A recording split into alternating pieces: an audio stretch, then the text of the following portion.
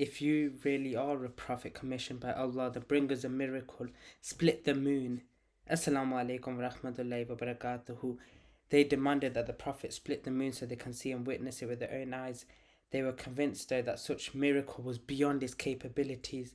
However, when the Prophet received divine permission, he met with the unbelievers one evening. As all the onlookers gazed expectantly at the sky, the Prophet extended his arm and pointed at the moon. Before their eyes, and truly overwhelming thing had happened. A miracle unfolded. The moon began to shatter and split.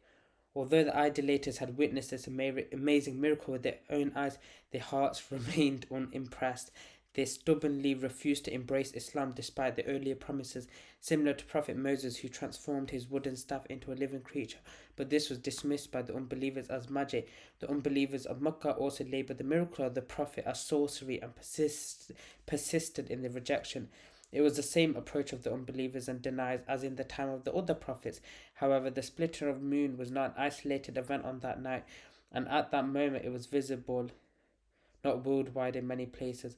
The moon is famously not perceived equally by all peoples of the earth. A lunar eclipse can be visible in one country while remaining invisible in another. Sometimes it is partial, sometimes total. In a captivating Indian tradition, the story unfolds of King Farmad in South India, who said to have closely witnessed the fascinating splitting of the moon. Later, he received news of a prophet from Arabia who was believed to have split the moon. This mysterious incident captivated his curiosity, and he felt drawn to the events of that night. Eventually, he had seen the splitting of the moon with his own eyes. The power and truth of this incredible phenomenon deeply convinced him, and his heart underwent a decisive transformation. King Farmad is said to have thoroughly researched the new prophet and followed the events in Arabia before making the final decision to convert to Islam.